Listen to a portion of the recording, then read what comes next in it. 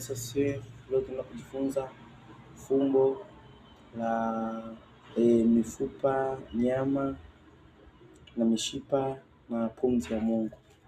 Utaenda kusoma kwa muda wako kitabu cha Ezekieli sura 37 mstari wa 4 na Mika sura ya 3 mstari wa 3. Mtu ambaye hana neno la Mungu anaonekana ni kama mifupa ambayo haina nyama, maana yake haina uhai, maana mtu ameshakufa.